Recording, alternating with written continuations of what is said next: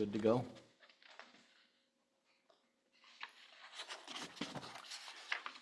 Good morning and welcome to Dawn Mountain's Sunday meditation.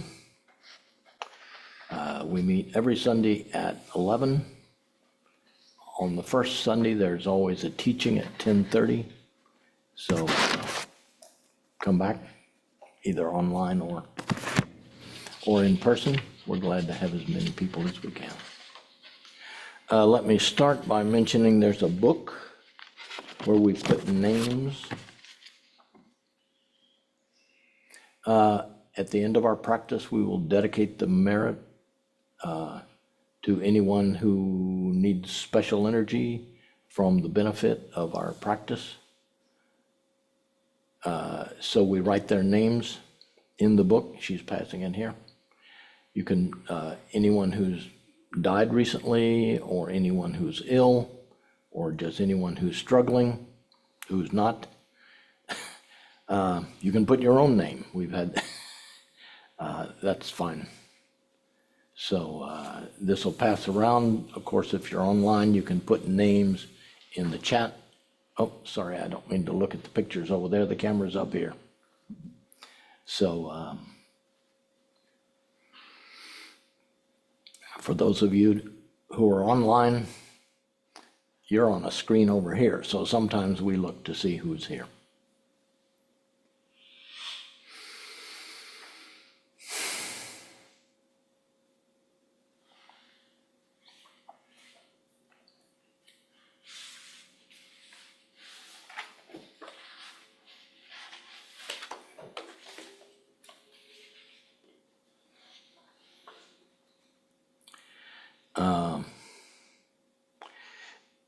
You all have these prayer sheets. Out of respect to the scriptures that are on there, please don't set them on the floor. I know you didn't know. Set them on the back of someone's mat in front of you or someplace else. We're going to use these in a minute. In fact, let's go ahead and start. On the side that says group practice prayers, we're going to do the aspirations and the Shanti Deva way of the Bodhisattva. May all beings always have happiness and its causes. May all beings always be free of pain and its causes. May all beings always be pain-free and live happily. May no beings ever cling to those near nor spurn those far. For as long as space abides, as long as the world remains, just so long may I be there, resolving all beings' pain. We start with these to set our intention for our practice of working to free the world of pain.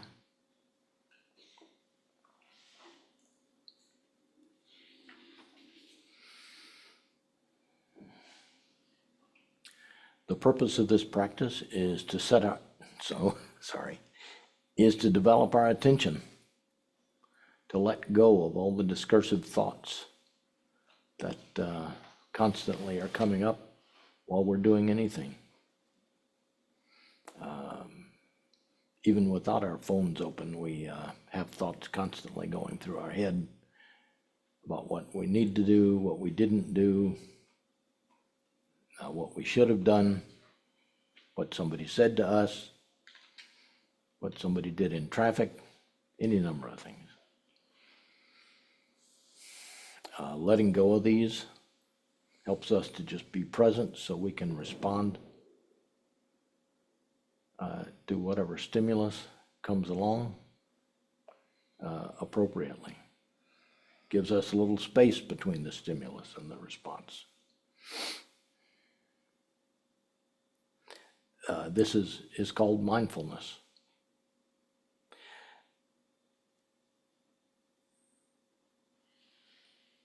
our practice today is we will alternate between a silent meditation, simple following our breath, and a chanting of the sacred syllable hum.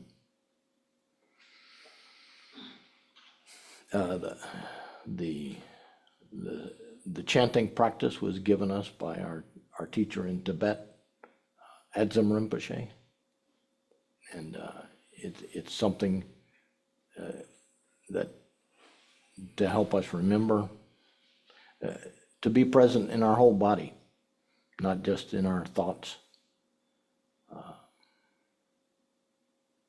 Hopefully we can take this practice. Not only can you practice these two meditations at home, but all day long you can be aware of what's going on in your body and in your mind.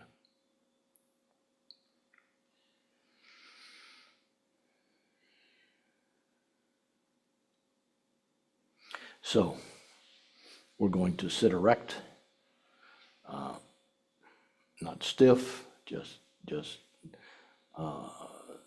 settle in. You can tuck your chin slightly. That helps to straighten your spine at the top.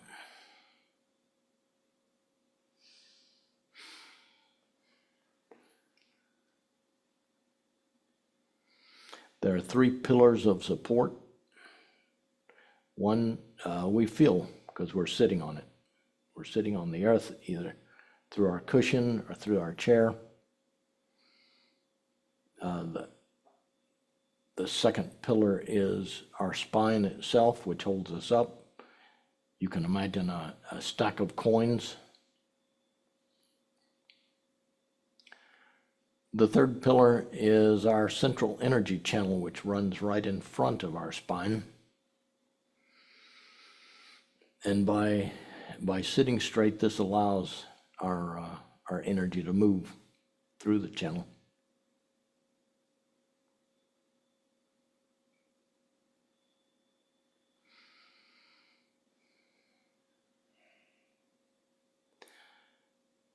So we'll start with the silent meditation, following our breath. You can, wherever you notice your breath, at the tip of your nose, or in your throat, or in your, at the bottom of the energy channel, we call it the dough.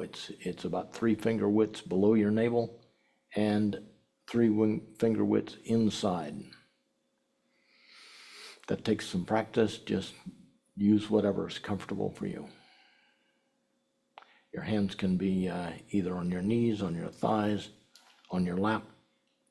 Again, whatever you're used to.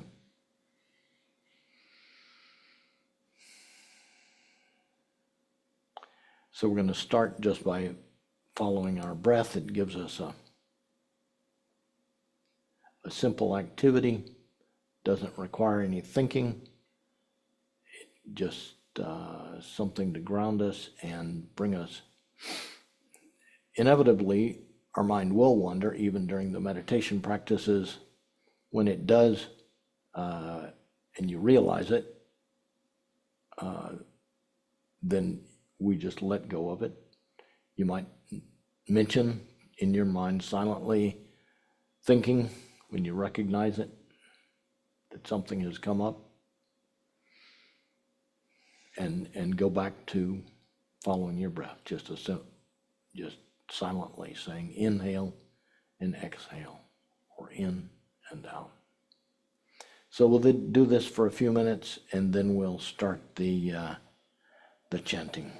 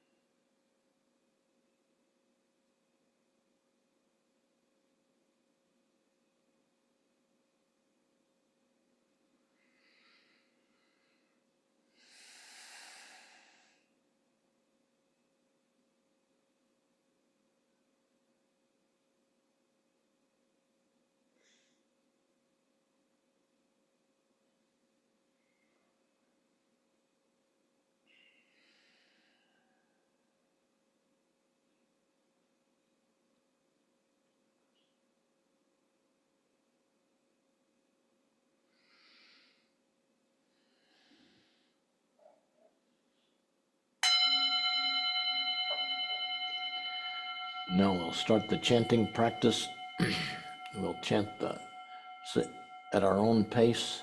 We'll chant the sacred syllable hum twice with each exhale. Hum, hum. And we'll do it not quite as long as we did the silent meditation, and then we'll go back to the silent.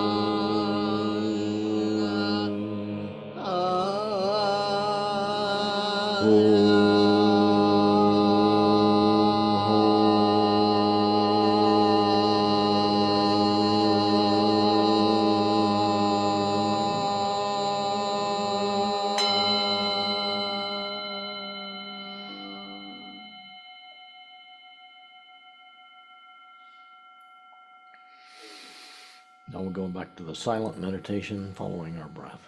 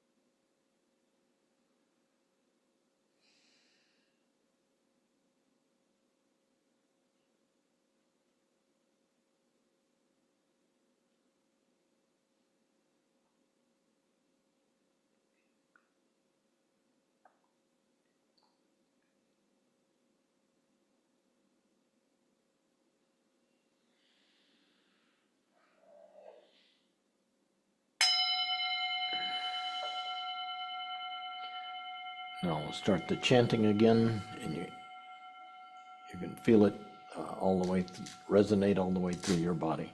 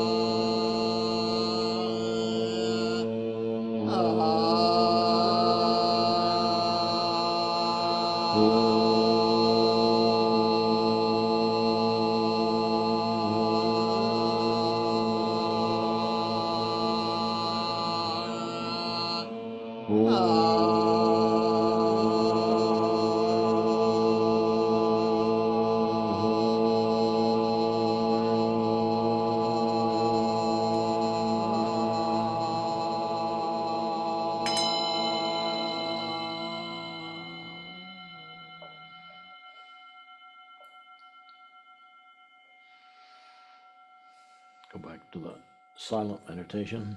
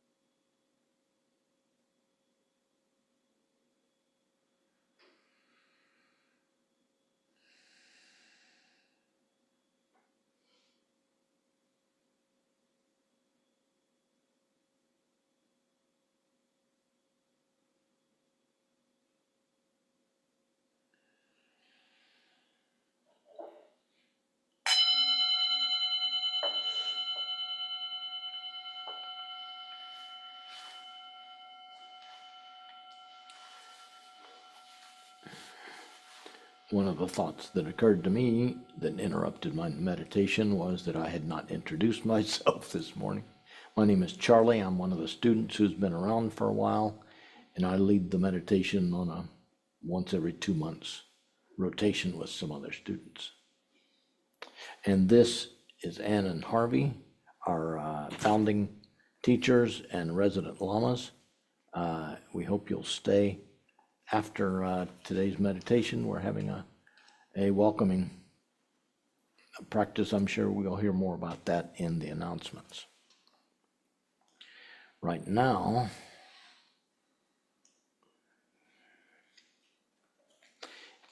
we're working our way through a book by Pema Children, Comfortable with Uncertainty. And the last few chapters have been about opening our heart and how we treat other people. Today's chapter is another slogan. We've had these before. Don't expect applause. What this slogan means is don't expect thanks. This is important. When you open the door and invite all sentient beings as your guests, and you also open the windows and the walls even start falling down, you find yourself in the universe with no protection at all. Now you're in for it.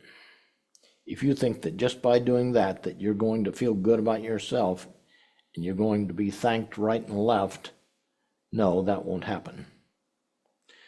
More than to expect thanks, it would be helpful just to expect the unexpected.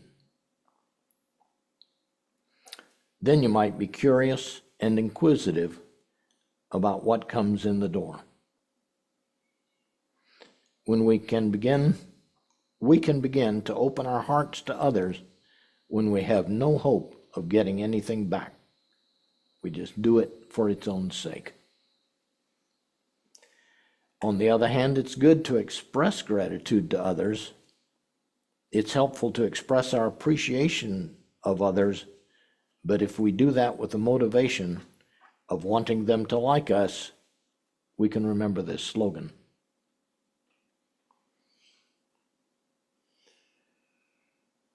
We can thank others, but we should give up all hope of getting thanked in return. Simply keep the door open without expectations.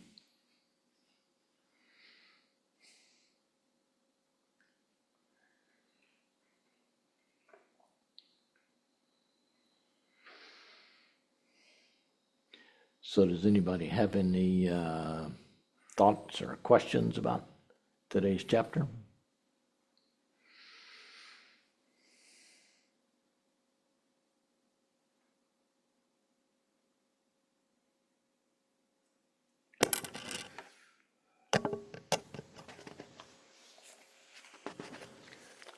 I think very challenging for any of us.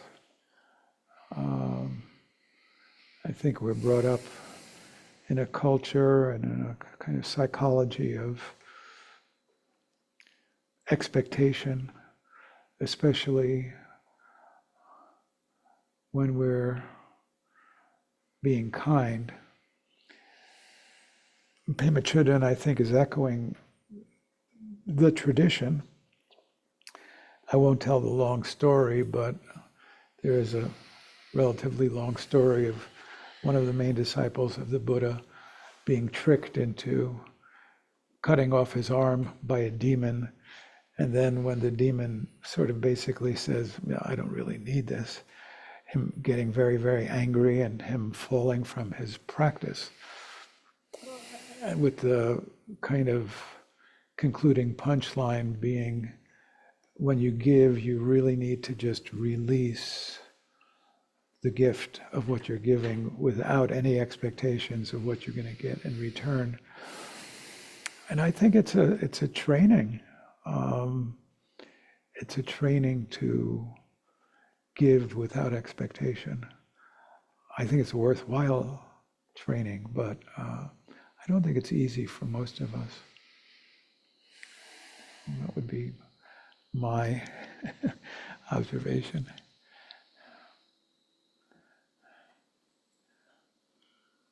What came to your mind when you heard this shocking sentence? Don't expect applause. Did you think, oh yeah, that's how I am? No? Or did you think, why not?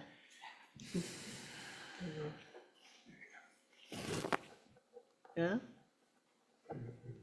I mean, just honestly, we like applause, right? So one of the things as practitioners, we're, as she suggests, we're meant to be curious. As Lama Namgyal often says, Harvey, being curious about what's going on is a very helpful aspiration. It's a non-judgmental state, which is tough for some of us to release ourselves from. But, oh, so if you felt, no, I like applause, when you heard this, okay, you've seen something about yourself, and that's valuable. It's just true. It's not, it's just there. This thing about leaving the door open is also perhaps, amplifying the sense of curiosity. Many of us like, from some degree or another, to be in control, right? I do something, you applause. I open the door for you, you say thank you. The control might be a bit of a strong word, but we have certain programs that we feel that people should follow. Does that make sense to you? And when they don't, please pass the potatoes, you expect them to pass it. Somebody says, no, I don't feel like it, or you've eaten too much already. It's a little disagreeable. So one of the things I think Pema Chodron is offering us is the possibility of not coming to a foregone conclusion about what should occur. Somebody might say thank you. They might not. They might just look you in the eyes and smile. They might just clearly appreciate it by their body English. They might just walk by and not say anything, take it for granted, and then you're left with your own feelings. Over time, there's something to be said in our practice for just seeing what's going to happen and not trying to always make sure that it happens a certain way. That is very difficult. Nobody's saying this is easy. Nobody is saying that hearing this page once, you will give up all expectation of applause, praise, thanks, really being seen, right? We like to be seen. It's an appropriate wish. It's very helpful and healthy. That's why friendships are important. Teachers are important who see us. So I don't think she's saying that's not valuable, but what if you could just be open and free? It's an invitation to explore how that resonates with you. And it's not easy. It may go against the grain. It may even feel dangerous somewhere. So a few thoughts. Happy to hear yours. Actually, I had one, Okay. and maybe a question for you two. Nancy has it. Okay, and Nancy had her hand up. Oh, sorry. Go ahead, Nancy. Oh, the staying open part that you mentioned seems really important to me because I more fear criticism than expect applause when I do something nice that's untypical of the world. And I can stay open for a minute and then I start worrying that I'm going to get criticism. And that's just as deadly as worrying that I'm going to get applause, if not more so. I have to go. It doesn't matter. Doesn't matter. Well said. Yeah, well said. Fearing. I think fearing that we'll do something wrong may prevent many acts of kindness, actually. So that's also interesting to me. Well, my fear makes me want to take them back before anybody found them. Yeah. Yeah. So important to see, right? Fear is part of the human mind very often. Thank you. Charlie has it. Oh, go ahead. Where she says, if you think you're going to feel good about yourself just by doing that and be thanked left and right. I don't feel so much that feel good about myself, although I can't deny that occasionally that happens. I do feel that when I open my heart, I've kind of let down my defenses, and that is it's a feeling good that I don't have to hold back everything around me. I don't know what else to say. Yeah. Sounds like more freedom. You're touching into a sense of more freedom. Go ahead, Laura. You have the microphone. Thanks. That also stood out to me because I do feel good when I help people. And is that, a bad thing? I think altruism in society has helped us, be sustainable and survive. And in a way, it feels like innately you should feel good so that you keep doing it, so that we can continue to thrive as a society. So I didn't know how to interpret that. Is that something you should not be doing? No, it's a lovely question. So you're actually in tune with Buddhist psychology, which would essentially say that if you're cultivating a virtuous mind, at worst, it will feel neutral, and at best, it will feel positive, joyous. And what is getting discriminated out is there's your motivation, which you're describing as altruism feels good. Wunderbar, it's great. To be kind feels positive. What gets complicated is if we're kind and we're expecting something very specific in return for the kindness, that gets sticky. And it's not easy not to feel that way, but calling attention to the expectation of the response to our altruism, but in no size, shape, or form is she recommending not to be altruistic. But a great question. Yeah, it's really a great point for all of us to make that discrimination, and I thank you for bringing it up, because in fact, there's a lot of heartfelt advice to practitioners to take joy in your positivity. So if your practice or just your nature is already such that you feel generous, you want to help, that is an excellent quality. And to take joy in it will encourage you to continue it. So you are helping us make this discrimination, which Lama Namgyal also is pointing out, between taking joy, which is different from pride. I'm great. No, it's like, oh, it does feel good, and I know it's right, and I know it's beneficial, and take joy, and actually also to take joy in other people's good actions. That's a way to sort of by osmosis get even more wholesomeness. Somebody does something good, instead of being jealous, which could happen, we say, damn, that's great. So cultivating joy is very significant. Thank you for bringing it up. Who? David? Hi, David. Yeah, I was going to say I really like Pema's thoughts on this. At first, I think for me anyway, it's easy to sort of my mind can trick me into thinking that, oh, I don't have any expectations for applause or gratitude or thank you. It's not a big deal. I don't have those expectations. I think that's a mind trick, actually. And so I really like Pema's advice to, I just think it's a better thought to just be open and curious about it and just see what happens, and maybe not go with those expectations at all, and just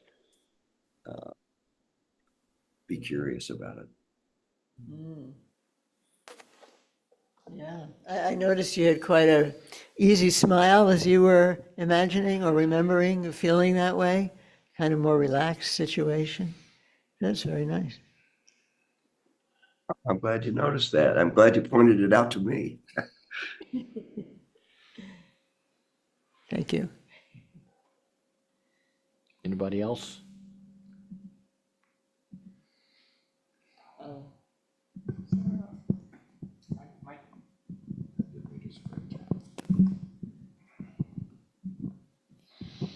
not to have too much of a controversial opinion here or a comment, but I guess what comes up with me for me is like the advice is sane and it resounds with me. I just sometimes get concerned about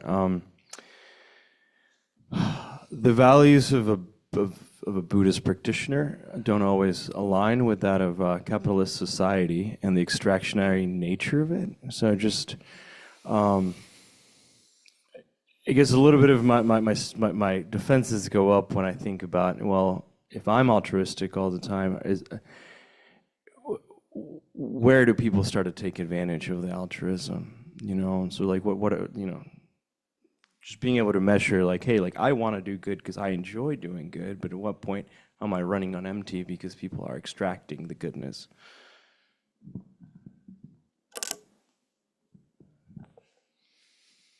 It's a really important question.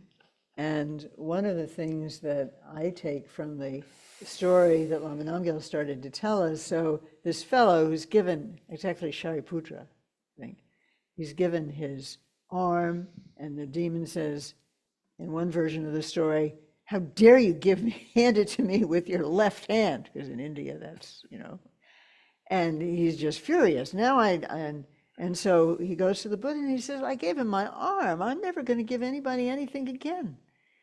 And at least the way I remember hearing this story from Kensing Elman Laketon, one of my very first teachers, he tucked in there a little bit of advice that I've heard elsewhere also, which is, if you can't give it without regret, you're not ready to give it yet. And it's okay to recognize that. So that may be a way of responding to what you were thinking about, because yes, people will, quote, take advantage. And if you, you know, until we totally pass from ordinary mind, but that's, right, that's, ordinary mind is going to think like that. And rather than, like in this story, giving something and regretting it, it's better to, can I give this happily? And that's something I've heard quite often. Yeah, just to echo that, I think the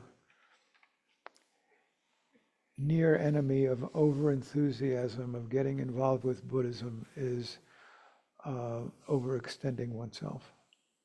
And so doing things that you know you will not regret, it's a great litmus test. And if you think you're going to have regret about it, don't do it. And that's hard for a lot of people, because a lot of people drawn to Buddhism are drawn to, dare I say, reactive altruism, where they're not even necessarily contemplating the full dimensionality of what they're doing. And then they end up with a lot of regrets, and that's not good. If you're ready for it, great. Yeah, Mason has got his hand up. Thank you. Important point. Yes, very important. That last little bit that the Lama talked about, a thought that arises in me is like giving without deeply understanding what you're giving, and if you're willing to give that without regret. I think there should be deep thought in case what you're giving is perpetuating or unintentionally causing harm, and if done without thought, I could see that arising. Yeah, so sometimes gifts, you know, my husband or wife is an alcoholic and they want me to buy their vodka. So I do it because I love them. Big issue. It's not necessarily the kindest thing to do in the big picture. So exactly, that's a whole other dimension of giving. You know, are the gifts we're giving harming people? Lovely. The other point you're making, Mason, which may be true of almost everything that has been said, is that one is being invited to self-knowledge, right? Can you give without regret? What is it that I am giving? Am I ready to give it? Is it helpful? That's a way of acquiring self-knowledge. How do I feel? Do I want thanks, or do I just rejoice and I'm happy that I'm able to do some kindness sometimes? all of the things what Nancy brought up also, and David is, and to know the self, Suzuki Roshi, contemporary Zen master, says, to know the self is to forget the self. Zen talks like that. But he also said, maybe more relevant here, to practice Buddhism is to study the self. So in the points that you're raising, and Charlie as well, you know, these all bear on some kind of self-knowledge. And that's really important for us. So, yeah, great conversation. Thank you. Take it away, Charlie. Oh, okay. Let's, at the bottom of the sheet, we have the dedication and the blessing. And so this is part of our dedicating the merit of our practice, and then we'll read the book. You want me to do it? By this good may I swiftly once become a great guru, lead all beings, every one, to reach to that very ground. With all of you in mind we light this lamp of clarity. May the glow of love wisdom shine within us every one, till we all rise forth born in one enlightened mandala. I can.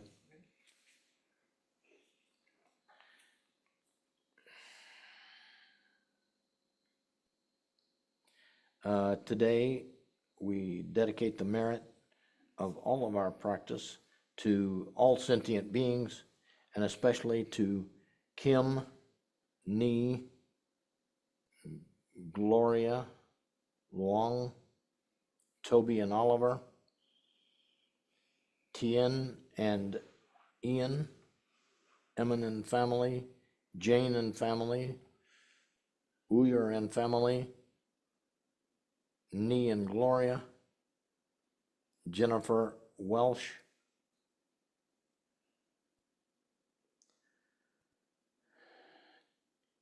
I'm sorry, Ik Min Fan, Sarah Kohler and Bardo and her mother in grief, Kurt and family, animals, victims of war and violence, Amideva in Bardo, Geth Gardner, Bob Piers, Diana in Bardo, Mike in Bardo, Janet Bishop, Tom, Bobby, Melissa, Gabriel, Buzz and Sandy Seebeck for health, Nick Ackley, and the Ackley family, unconditional love, Joy Nizat, Nam Vo, Daniel, Amidevi in Bardo, and Barbara E. And we'll finish with one chant of the sacred syllable Ah. Feel free to unmute.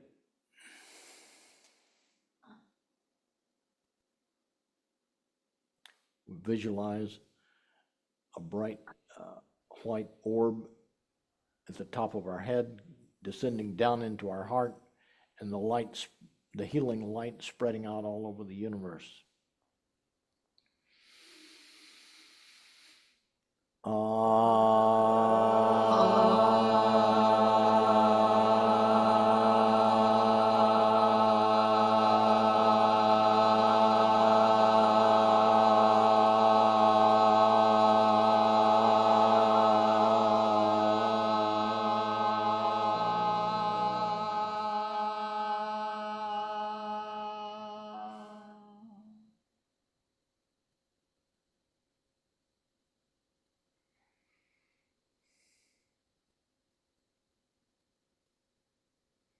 Thank you all for coming today, in person and online. I think we have a few announcements.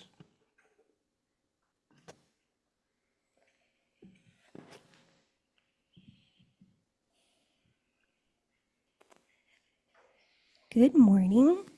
We have a welcome event this afternoon, starting right after this meditation, so stay online. We'll be able to go ahead and broadcast this for you, and we'll be here in person as well. Next big thing coming up is going to be Buddhism in 4 words. This is a special thing we're doing just on the 19th of this month. We're going to be going over Buddha. We will be continuing this on later on in November for the second word. We have also started our wonderful Teaching Tuesday, Promise of Every Moment, this past Tuesday. We're still going to do this every first and third Tuesday every month. We have our Dzogchen Fall Retreat starting on the 20th to the 22nd of this month. Please email to sign up. We'd love to see you guys. And a special 4th Tuesday, How the Practices Fit Together. This is going to be from our traditional time at 7 to 8:30. Everyone is welcome to join. This is a free event. Absolutely, definitely sign up online. We'll be more than happy to see you guys. Thank you. Yeah, please stay for our welcome event Begin very soon. momentarily.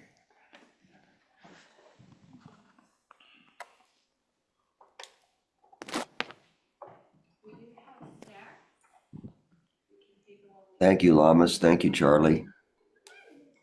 Thank you, David. Thank you, David. Thank you, everybody. Please stay. See you next